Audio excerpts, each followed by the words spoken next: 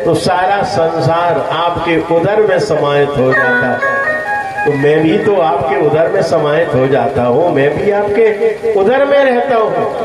प्रभु, बालक जब माँ के गर्भ में होता है, बालक माँ के पेट में पैर का प्रहार करता है, लेकिन पैर की आहट सुन के माँ नाराज नहीं होती, माँ खुश होती है कि मेरा बेटा पैर में घूम रहा है, मेरी संतान पैर में पेट में घूम रही है। तो हे प्रभु, मैं भी आपका बेटा हूँ, क्या आप मेरे इतने से कर्म से नाराज हो गए, मुझसे बात नहीं करेंगे?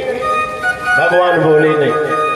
ब्रह्मा जी ने सोचा भगवान की स्तुति करने से भगवान प्रसन्न नहीं होते, ये बात आप समझ लेना।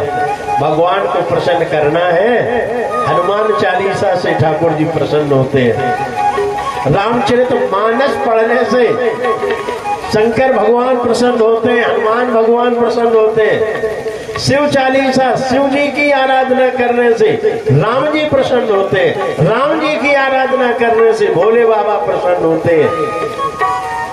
तो ब्रह्मा जी ने कहा, ब्रह्मा भगवान अपनी स्तुति से प्रसन्न नहीं होंगे, तो ब्रह्मा जी भगवान के अपनों की बड़ाई करते हैं।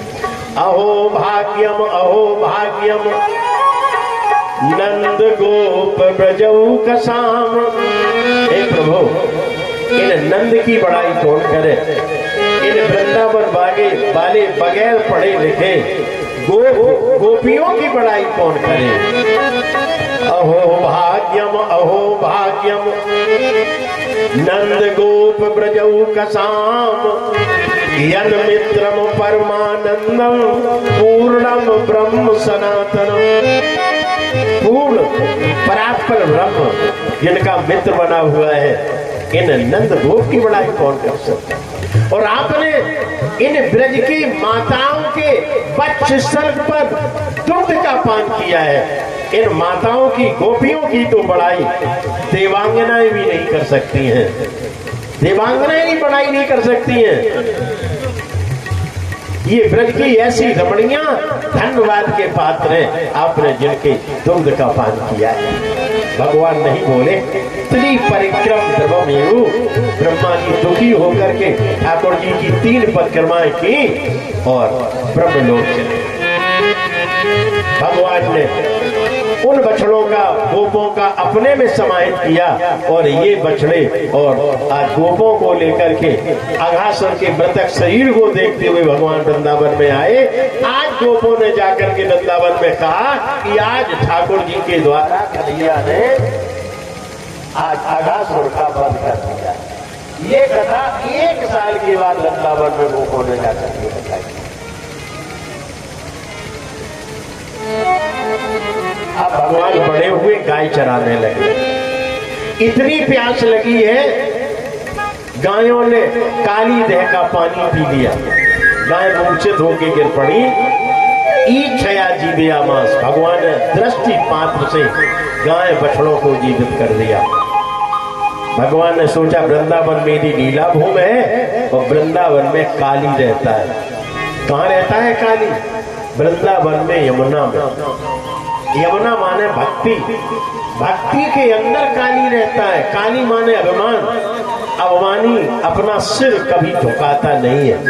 झुकने में बड़ा आनंद, तन के खड़े रहोगे नष्ट हो जाओगे। जो झुकना जानते हैं उनका कभी नुकसान नहीं होता। आंधी आती है, जो वृक्ष तन के खड़े हैं वो जड़ उखाड़ गिरते हैं, और जो वृक्ष झुकना जानते हैं हवा भी उनका कुछ नहीं बिगाड़ सकती। प्यारे, झुकने में बड़ा आनंद है, लेकिन मानव इतना अभिमान, हम है भाई, हम क्यों झुके तुम्हारे सामने। जो झुकना जानते हैं वो सबके प्यारे बन जाते हैं, लेकिन काली क्यों झुके किसी के सामने। भक्ति में भी अभिमान रूपी काली बैठा हुआ है। भगवान ने सोचा हमें काली को निकाल करके यमुना को निर्विष कर। बलदाऊ भैया के द्वारा धैनकासुर का वध हुआ, ये कथा सुनाई गई। सो प्रातः काल गाय लेकर के ठाकुर जी काली देह के पास आए। खेला जाने लगा, और भगवान उछल करके कदम के ऊपर चढ़ गए, और भगवान वहीं से यमुना जी को देख रहे हैं। वहीं से भगवान यमुना जी को देख रहे हैं। भगवान ने विचार किया क्या करें। यमुना में उत्ताल तरंगे उठ रही है, लहरें उठ रही हैं यमुना में, और भगवान ने यमुना के जल के अंदर रहने वाले काली नाग को देखा। भगवान ने सोचा हमें काली नाग को यहां से निकालना है। गोप लोग बातें करने लगे, खेल खेलने लगे, तो भगवान एकाएक जाके काली देह में कूद पड़े। इतना भगवान ने शरीर अपना विशाल कर लिया कि लिखा है भागवत जी में 100 धनुष की ऊंचाई तक यमुना का जल ऊपर उछल गया। इतना भगवान ने अपने शरीर का वजन बढ़ाया है। भगवान नीचे काली के पास पहुंचे। काली सो रहा था, भगवान ने काली के पूंछ पर जाके भगवान उछल पड़े काली जगह, और एकदम से भगवान के शरीर में चिपट गए। जो भगवान ठाकुर जी का काली में कूदना हुआ, गोपियां, यशोदा, रोहिणी सब भागी भागी वृंदावन से काली देह के पास आए। लल्ला कहाँ गया? काली देह में। यशोदा, नंद सब काली देह में कूदना चाहते थे लाठी ले लेकर के, लेकिन बलराम जी सभी को धैर्य धारण करा रहे थे। काली ने ठाकुर जी को बांध लिया, यमुना के ऊपर आया, जल के ऊपर ठाकुर जी मूर्छित। नंद, सुनंद, यशोदा रोने लगी, छाती पीटने लगी। भैया नंद जी गोपों के साथ यमुना में कूदने के लिए बढ़े, लेकिन बलराम जी ने सभी को रोक दिया। भगवान ने देखा सभी दुखी है, शरीर को फुलाया, काली की गुड़िया चट चट करके टूटे, भगवान को छोड़ दिया। काली जिस दंश, जिस फण से भगवान को दंश मारना चाहता है, ठाकुर जी उसी के ऊपर चढ़ जाते हैं, वजन बढ़ाते हैं, काली के फणों से खून निकलने लगता है। इसके 100 फण हैं, ठाकुर जी ने इसके 100 फणों को जाकर के नष्ट कर दिया। नाग पत्नियां प्रणाम करती हैं, प्रभु छोड़ दो इसे। न्यायो ही दंडा किम कृत कलेश बिन, तवावतारा खलु निगृहाय, रिपु सुतानाम अपि तुल्य दृष्टे, तत्से कृपा फल मेवाहु संसन। ये अवमानी है, मेरा पति है। आपका अवतार दुष्टों के विनाश के लिए होता है प्रभु, लेकिन ये आपको नहीं पहचानता। हमने आपके बारे में सुना है, आप शत्रु और मित्र में समान व्यवहार करते हैं। आपने तो मेरे पति के ऊपर कृपा कर दी है। जैसी मेरे पति के ऊपर कृपा की प्रभु, ऐसी मेरे ऊपर भी कर दो। भगवान ने कहा मैं तुम्हारे पति के ऊपर कृपा नहीं कर रहा हूँ, मैं तो तुम्हारे पति को डांट रहा हूँ, दमन कर रहा हूँ। नागपत्र ने कहा सरकार, ये देखने वाले कहते हैं ठाकुर जी दमन करते हैं, क्या देखने वाले कहते हैं ठाकुर जी परेशान करते हैं। ठाकुर जी कभी अपने को परेशान कर ही नहीं सकते। ठाकुर जी हमेशा कृपा करते हैं, फिर कष्ट क्यों देते हैं? अम्मा घर का काम कर रही है, बालक रोने लगा, अम्मा ने घर का काम करना है, अम्मा खिलौना निकाल के दे देती है, बालक खिलौना से खेलने लगता है।